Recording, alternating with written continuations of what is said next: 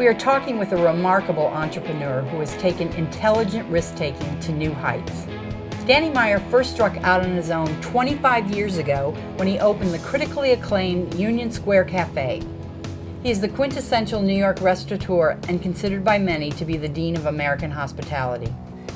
As CEO of Union Square Hospitality Group, Danny has created a celebrated dining dynasty that includes some of New York's most acclaimed high-end establishments.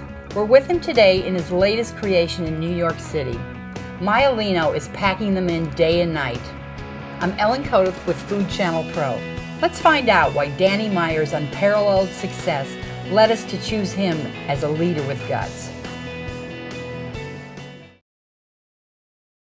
What do you consider the gutsiest business decision you've ever made? God, I should have thought about this in advance. In retrospect, I'd say that the gutsiest business decision was to open Union Square Cafe at the age of 27. But in retrospect, it didn't take any guts, because I think that the hallmark of entrepreneurs like me is that if you really stopped to think about what the heck you were getting yourself into and you really understood it, you wouldn't do it in the first place. And I think that opening Union Square Cafe for me was a lot like scratching a mosquito bite. You did it because it itched, not because you thought through the ramifications of what would happen. And you've been in the restaurant business for 25 years. How has your approach to risk evolved during that time? You know, 25 years ago, I didn't understand a whole lot about business. In fact, there's every reason I shouldn't be sitting across the table from you right now. 25 years ago, I had no idea what cash flow meant. I had no idea how to do a budget. I had no idea how to do a P&L statement. In fact, I would argue that I'm still not expert at those things. What I've learned, though, over these 25 years is that it's not enough as a business plan to do what I was fortunate enough to do back in the old days, which is just count on a robust top line to get you through every, up and down throughout the economy. And fortunately, Union Square Cafe, in the first 10 years it was open, just got busier and busier and busier every single year, and that covers up a lot of downsides. What we've learned, and what I've learned in the meantime, is to really surround myself with people who are expert at protecting the downside by forecasting things brilliantly, by doing pro formas before we get ourselves involved with any new business. It's one thing for my gut to tell me that, I've got this great idea that I just know is going to make people happy. Like we're sitting here in Meyer right now. I knew that in my gut, I had no question that doing a really good version of a Roman trattoria would make people happy. However, in the old days, I would have just done it.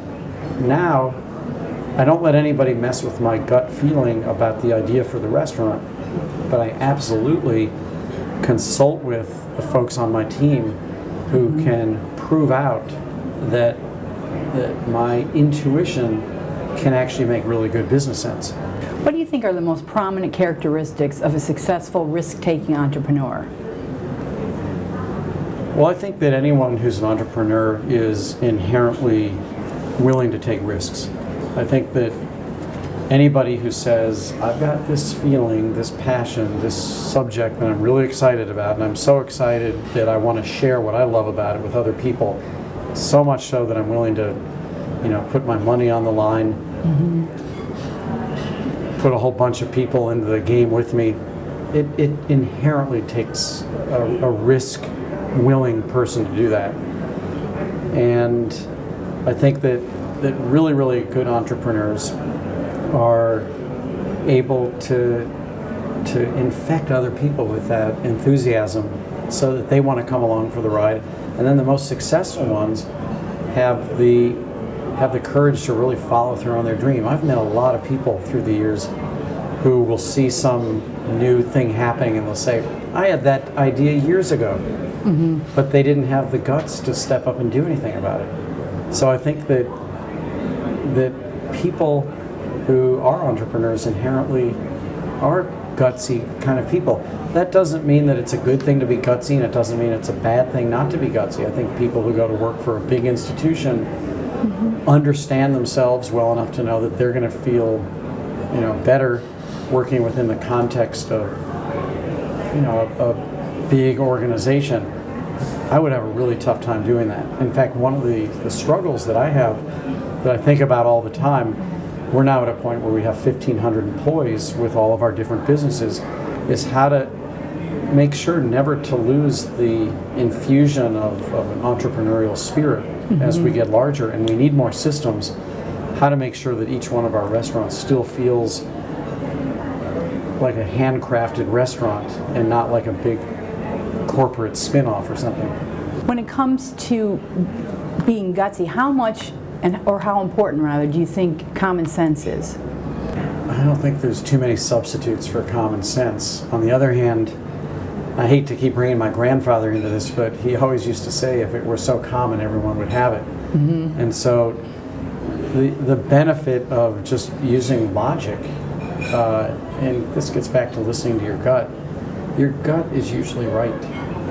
It's sometimes a whole lot smarter than what you think you have up here. And it's just so important to listen to it.